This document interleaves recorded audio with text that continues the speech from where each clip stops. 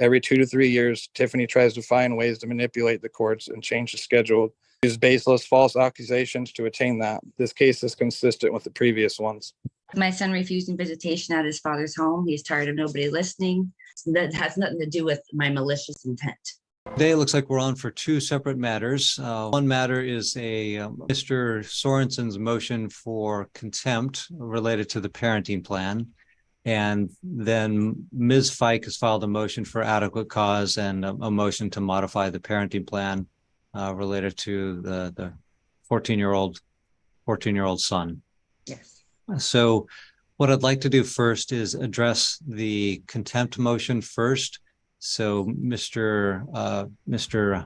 Sorenson, you're the moving party in that motion. So you can lay out. I've read the pleadings that both parties have submitted, and they were not short. So I read all of them last night. So I read everything that you have submitted, and so I'll hear from Mr. Sorenson first, and then we'll hear Ms. Fike's response to the motion. Mr. Sorenson. Your Honor, I'm here today to hold Ms. Fike in contempt and regain my residential schedule with my son. As you can see from the filed statements, what I have filed and asking for. The parenting plan was not obeyed by the mother, and the violations are as follows. Did not follow the residential schedule in Section 8, Paragraph B. I was denied visitation on 6/25, 6/26, and 7/7. Ms. Fike disparaged the parent, myself, in front of the child, which occurred on 6/25 pickup day, which violates Section 14 paragraph restrictions in the parenting plan, where she discussed adult issue matters, badmouthed me and my wife, and slandered me, used profanity towards me, refused my visitation, and kicked me off her property in front of our son. She asked the child involved to make decisions or requests involving the residential schedule, with which violates Section 14 paragraph restrictions. Ms. Fike and our son clearly discussed changing the residential plan. Ms. Fike requests our son to discuss and to make a decision on attending visitation where he chose not to. She discussed changing the residential schedule with our child outside of already agreed plans, which violates Section 14 paragraph restrictions. She encouraged the child it was his choice to change his primary residence and his choice whether or not he attends, which violates Section 14 and the paragraph restrictions. She did not construct a regular and consistent responsiveness and cooperation during refusal of visitation, which also violates the Section 14 with restrictions.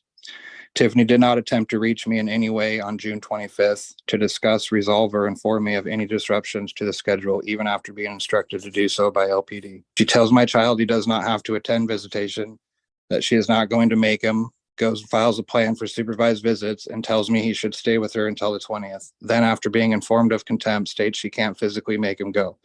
That contradicts all her claims, and that she is following the parenting plan and keeping him from me.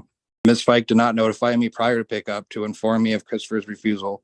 She had hours to do so and did not. She also did not discuss any resolutions with me, asked me to get help Christopher to attend, did not ask the police to enforce her help, did not ask me to attend a conversation at pickup time. Instead, she had Christopher contact me, inform me he was not attending visitation 4 hours before visitation was to occur. She had plenty of time to contact me during the 4 hours before pickup time to occur and didn't. I attempted to contact Ms. Fike and she denied both phone calls, which puts our child in decision-making. I had no choice but to contact LPD for help. LPD then contacted Ms. Fike when she answered for them, and she was instructed to follow the parenting plan and to make sure my son came home, and was also instructed to contact me. Neither one occurred. Ms. Fike never made contact with me. After being informed by Christopher he was not to attend visitation and speaking with LPD, I attempted to pick Christopher up that evening. I was met at the door with Tiffany trying to facilitate an ambush against me in front of my son and Coach Christopher, not once telling Christopher he is to attend visitation and go with me, or to get in the car, which should have been the only issue we were discussing. Instead, she was allowing my son to tell me he is not attending and he shouldn't have to, with his mother in agreement. That she's not going to make him. Christopher was disrespect me and defying my wishes to get in the car. She also instructed me to read a letter Christopher wrote to the courts, not to me, but to the courts. I read the first few lines and it was talking ill about me and my wife and tired of having to obey our rules, again placing him in the middle of involving him in court decisions. She wanted to control the narrative and shame and slander me in front of our son. It was a non-constructive environment, not suitable for any discussion. I ended up being told by Ms. Fike to get off her property and to leave without my son.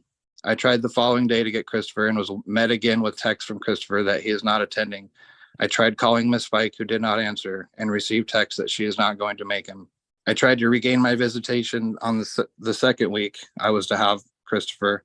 I set up counseling for him to attend and tried to contact Miss Fike that Christopher needs to attend visitation. She did not want to hear anything about it. She refused communication about the second visitation to start on 7/7. I did not in any way approach Miss Fike combatively or maliciously. I simply informed her Christopher needs to come home, attend counseling, and offered a non-conflict way to get him home. She ignored my text. The following day, however, she threatened harassment charges on me if I were to continue talking about receiving my son. She told me we needed to wait for court and that Christopher should remain with her until then. I contacted LPD, who tried to get Miss Fike again to follow through with the parenting plan, mentioning multiple times it's in her best interest to do everything possible to follow the parenting plan, and she told them as well she was not going to force Christopher to go. LPD then instructed me to continue with the contempt. She supports any and all alienation of involvement and sees no issue with it at all.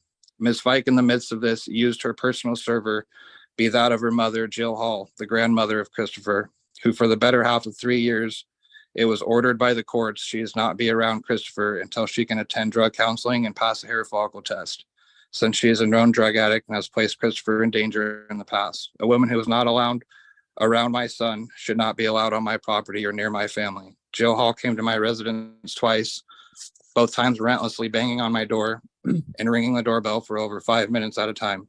Jill Hall is a very dangerous and unpredictable individual that should not be involved in this situation or around in any form. I told Jill Hall when I retrieved the papers to not come back to my property, where she then screamed, "You've been served." Ms. Fike utilizing her mother in this situation is very concerning and puts our family in danger, which only solidifies malicious intent. The constant problem at hand is Christopher feeling pressured and coached to evade my house. He is discouraged from loving myself or a lifelong bonus mom.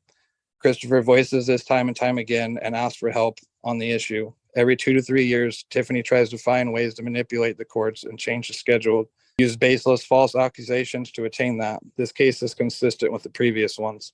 Christopher displays the same antics at our house, however, it is handled appropriately. Christopher voices major and concerning issues about his mother's home weekly. So we utilize the school counselor when he has an issue. We set up a meeting there to discuss it.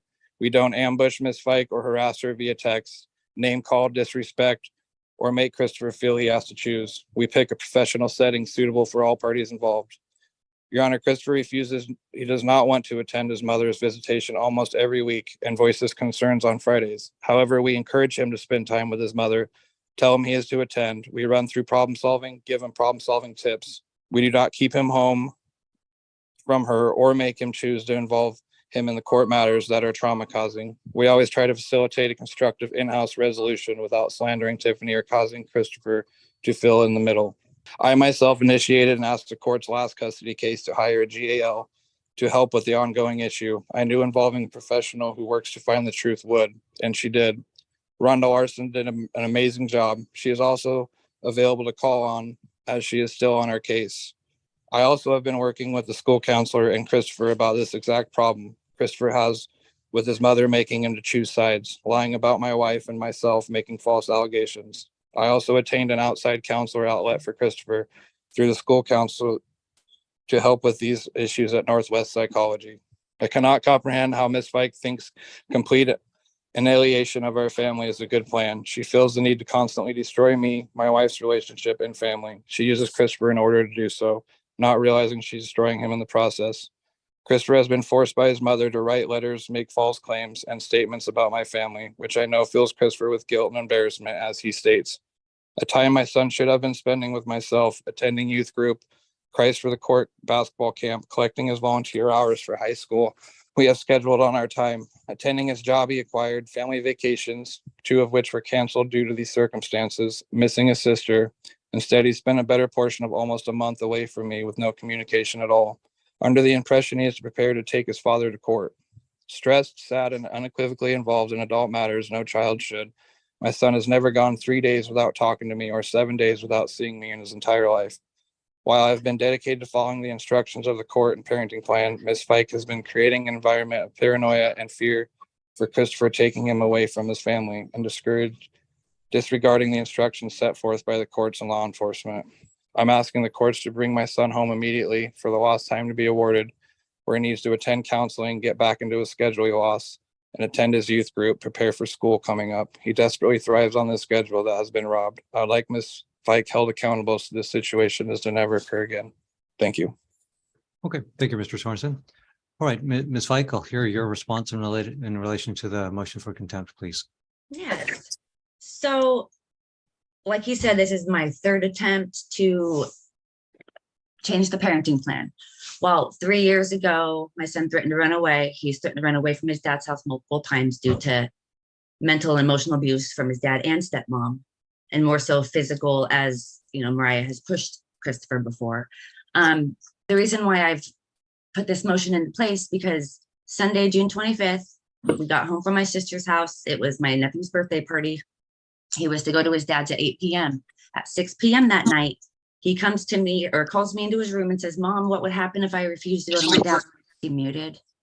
What would happen if my mom, or if I refused to go to my dad's house? I told them, I'm not sure what would happen, but why don't you want to go to your dad's? Like I said, this was 6 p.m. It was 2 hours before he would have went to his dad's house. I'm talking to him about it, why he doesn't want to go to his dad's. He says the same reason for years. He said he was in the middle of writing a letter to the courts. I did not persuade him. This came out of nowhere, that he refused and wants to write a letter to the courts. Did I submit that letter? I did not submit that letter. He wanted his dad to read it because everything on there pinpoints the majority of what's been going on and how he feels about it. My son is mentally and emotionally abused over there daily. He's never wanted to go to his dad's house. He has blatantly said it every single week, but this is the first time he's actually refused to go. I told him I'm not going to make him, but that he needs to go. I feel like he does, but in the back of my mind, from what's been happening over the years, that nobody's been listening. Like, I feel like this, like I said in my declaration, this is his final cry for help. I'm hoping he wants to talk to you, the judge. He wants his voice heard, not what, because the back and forth saying what Christopher says at his dad's house and what Christopher says here, like somebody else needs to be that middleman. And as of counseling, I didn't hear about him putting him into counseling until, let's say, I didn't get served with his papers till the 4th of July. And that's when I read that he had an appointment at Northwest Psychological, which we both should have been informed on that as well.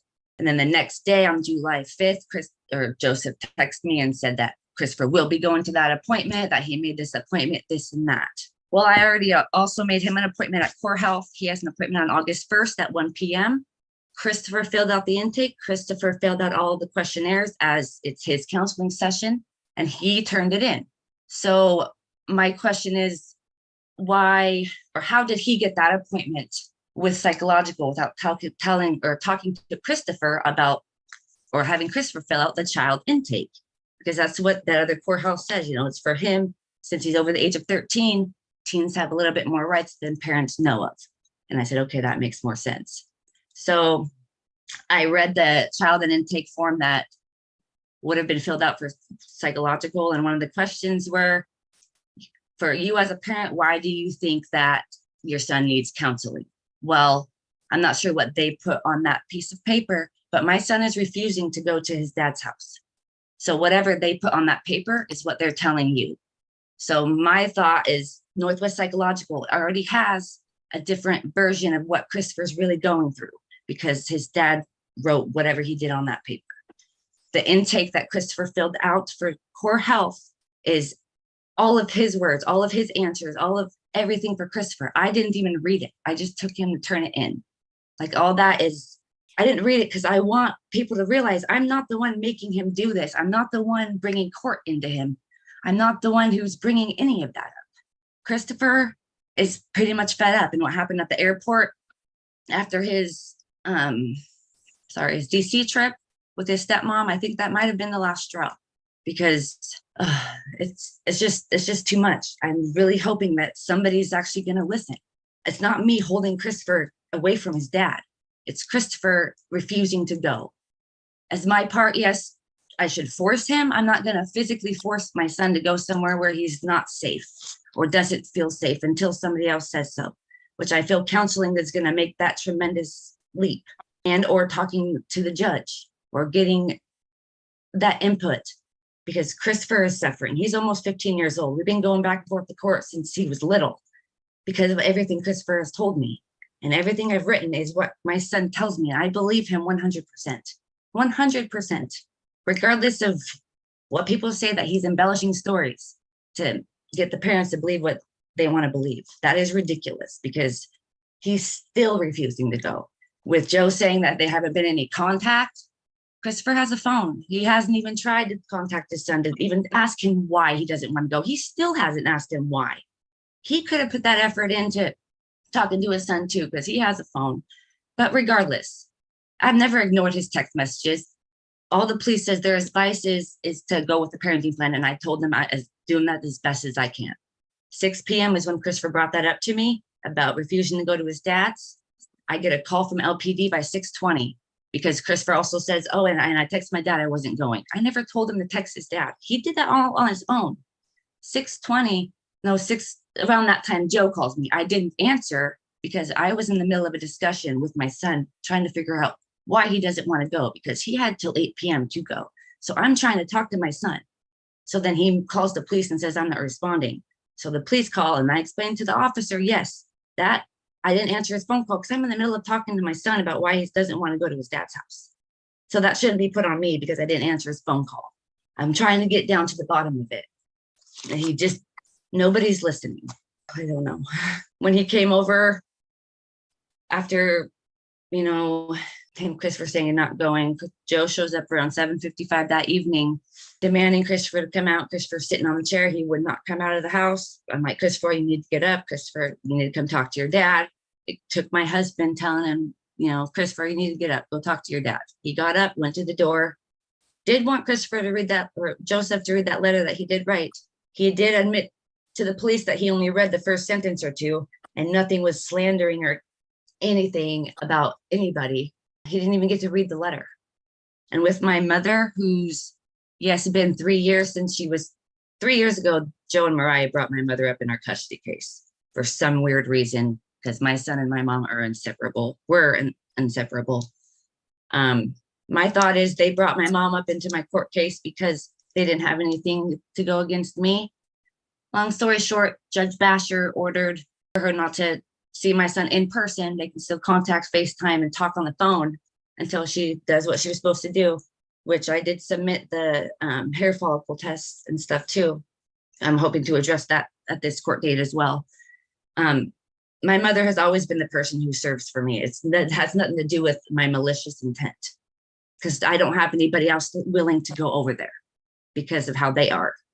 And my mom's the only one willing to do it, then I need to serve. And I'm not going to pay $40 for a sheriff to do it because that's ridiculous. My mom banging on their door 5-10 minutes at a time, that's because you're not answering and she's trying to serve you papers. Long story short, everybody is trying to pinpoint all this on me when I hope people open their eyes and realize my son is in not a very good place. He's very sad. He's depressed. Wants people to listen. He's tired of nobody hearing his story. All right. Thank you, Ms. Fike. I appreciate your input. What I'd like to do now, I want to hear from each party on the motion to modify and the motion for adequate cause that has been brought by Ms. Fike. So Ms. Fike, if you want to address your motion, then I'll hear from Mr. Sorenson, and then I'll give you a ruling on both motions. Ms. Fike? Yes, my order on adequate cause, if my paper has, with my son refusing visitation at his father's home, he's tired of nobody listening. He's scared. He uses the word scared. He doesn't want to go to his father's house. I feel like either limited time or supervised visitation needs to happen until a counselor or somebody can actually open up their mind to listen to an actual 14-year-old. I don't know. Okay. Any additional input other than the pleadings and then those comments that you made there? No, I mean, I'm sure there is. There's a lot. I'm drawing a blank and I apologize. Okay. It's okay. I read your pleadings and I read Mr. Sorensen's you. pleadings. So Mr. Sorensen, I'll hear from you on the motion for adequate cause and modification of the parenting plan. As right now, I am in the middle of trying to seek counsel for that. I have a meeting on the 15th.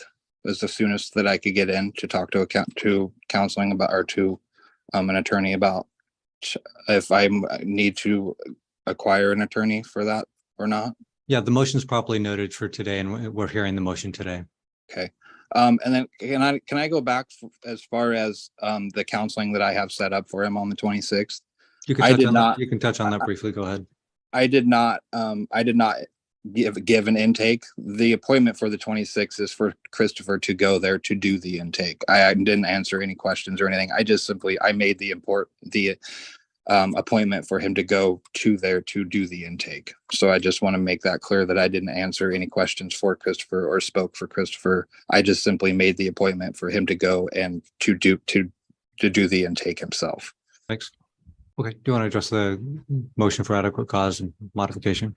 As far as the adequate causes, I feel that this has kind of been an ongoing thing, as I stated in my statement for the contempt. I mean, I've hired a GAL. The GAL has you said you've read through it, so you've read what her report. We're kind of running into that same thing to where Christopher is playing both sides. So just so you're aware, Mr. Sorenson, I did not read all 222 filed documents in the file. I read all applicable and relevant motions related to the two motions today. So I see that Ms. Larson filed the guardian ad litem report back in January of 2020. I have not reviewed that. Okay. She had found what her findings were is everything that I'm stating, that Christopher was found to have to choose sides over at his mother's house, and that he is involved in adult conversations and in these court matters. I feel like, I mean, that's all we have is Christopher's best interest. And right now, I have a lot of rules. I mean, I hold him accountable, and he gets away with a lot more at his mother's. So it's kind of Disneyland versus somebody that has, I have rules. Okay. All right. Thank you. Okay. So at the outset, it's, Christopher is, he's at a really interesting age. He's 14 and sounds like he's almost 15 years old. And it's a tough place to be as a teenager. Number one, it's a tough place to be for a teenager caught between two homes with different parenting styles, it sounds like, and different approaches to parenting. So here, the motion is brought by Mr. Sorenson for a motion for contempt related to the June 25th visitation. The parenting plan calls for a 50-50 plan, roughly. Well, it's a 50-50 plan with exchanges on Fridays. It sounds like the parties have kind of modified that a little bit to make it easier on them for whatever reason. So that's the motion. The indication is that Mr. Sorenson indicates that there was a refusal of Christopher to come to the visit. There's an indication by Ms. Fike that Christopher has some thoughts about what's happening, what he wants and what he doesn't want. And there's an indication that there was not a clear push or edict, if you will, or direction from Ms. Fike that he needed to go with his dad. Her focus tended to be more on listening to what he had to say. Dad's focusing to be more on there's a parenting plan and we need to follow that. So these situations are challenging because both parties have a lot to say. And I think that was noted by the variety of pleadings that were filed by the parties. And there's a lot of information that needs to be heard. So the issue is that there's a parenting plan. The parenting plan says it's a 50-50 plan. Life is not static. Children change, parents change, and the court system is kind of slow to change. We're not the most nimble of organizations. And so when there's a change, there's a feeling of immediacy. We need to make a change quickly. Things may have been brewing for some time with Christopher, may have been thinking about some things for a long time, but it kind of came to head on this June 25th date. The difficult part is accommodating that and accommodating the parenting plan. There's kind of a natural tension there. So what needs to happen is that there's a court order. The court order controls. The parties have been unable to come to an agreement themselves, and so they've turned it over to a third party, the court, to resolve and guide the issue. So the court said those parenting plan needs to be followed, and the parents are to make sure that it happens. And 15-year-olds, certainly you can't pick up a 15-year-old or 14-year-old and pick them up and put them in a car. Not going to happen and would be inadvisable. There's other ways to persuade and encourage. And so I will make a finding of contempt. I think there was a clear indication whether it was stated explicitly, I think it was the implicit message was clear. I'm not forcing you. You don't have to go. I don't think those words were specifically said, but I think the message came across clearly to Christopher that he did not need to go. And it was more important that his father engage with him, listen to him. You know, and the parenting plan indicates that when I looked at that earlier today under paragraph 14, it says the following. I think this is important to note, where it states, each parent agrees to encourage the child to directly discuss with the parent in question any grievance they may have with that parent. I think that was appropriate. Ms. Fike indicated that Christopher had written a letter and he had wanted to share that with his dad, and it sounded like she encouraged Mr. Sorenson to speak to his son about that issue. It also indicates it's the intent of both parties to encourage a direct child-parent bond of communication. So that's there. So what I'm going to do, I'm going to impose a $100 civil penalty that contempt can be purged by following the parenting plan for 6 months or until there's a change in visitation. So I also think, and both parties recognize this, that Christopher needs some support through counseling. Sounds like both parties are cognizant of that and working towards that end. That's encouraging and good.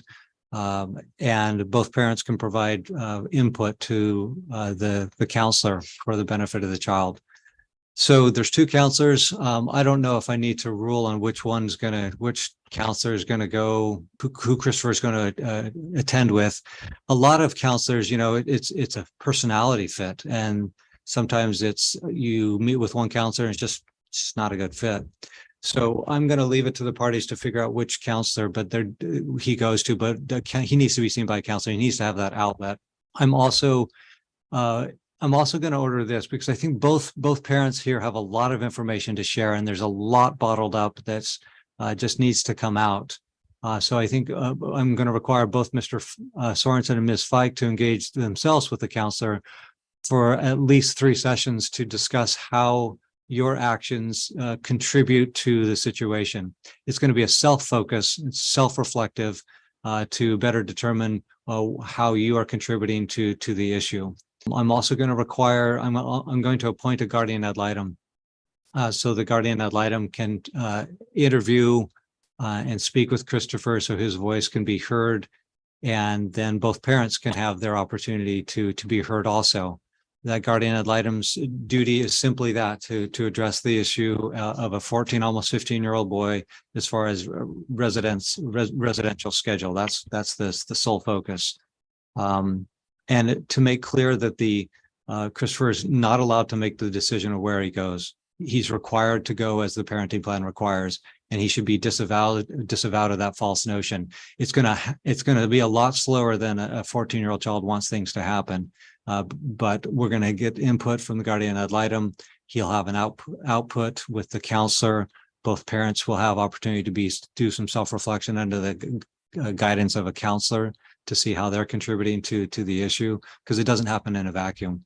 And sometimes it's hard to see that without the professional help. So that's the contempt motion. As far as the motion to modify and the motion for adequate cause, I'm making a finding that there is not adequate cause at this point. So I'm denying the motion for adequate cause and denying the motion to modify the parenting plan. So with that said, I'll ask the parties if you have any questions or clarifications of the court's ruling. As far as my lost time of the 2 weeks that I missed out on, is that just chalk that up as? Yeah, good question. I thought about that, and I think under the current circumstances, I'm going to let that ride. I'm not going to order makeup time. I am requiring that the parenting plan pick up this Friday at the Friday or whatever. If it sounds like it was Sunday, maybe what the parties had kind of agreed on. But the parenting plan, if the parties can't agree, it'll be Friday at 5 p.m. That's when the exchange needs to occur. If the parties had been doing a different schedule, you're free to do that, but it has to happen this weekend. The exchange needs to occur. Okay. Ms. Fike, do you have any questions or points of clarification? No, not at this time. Well, actually, when will we hear about the guardian ad litem? Yeah, thanks. So I'm going to ask the guardian ad litem to do an accelerated review with a review in 30 days is my hope. And for guardian ad litem, that's a pretty quick turnaround time, and we'll have a hearing in roughly 30 days. And so let's go ahead and look at the calendar now and see what we have. 50-50 split as far as the payment. And then, so she'll get that order. She'll be in contact with both parties, and you'll have opportunity to chime in, and Christopher will have opportunity to chime in. And I will draft up an order memorializing today's rulings on the motions and get that out to the parties. Do you both have access to Odyssey? Yeah. I think so, yeah. Okay, that's where you can access the case file and look at all the pleadings that have been filed. So I'll file it there, and the parties are welcome to look in there and take a look of the order. Let me check with the parties before we end today's session. Mr. Sorensen, do you have any final items? I don't believe so, Your Honor. Okay, Ms. Fike, any final items? No. Okay. All right. I appreciate both parties' time and input, and that will conclude today's hearing.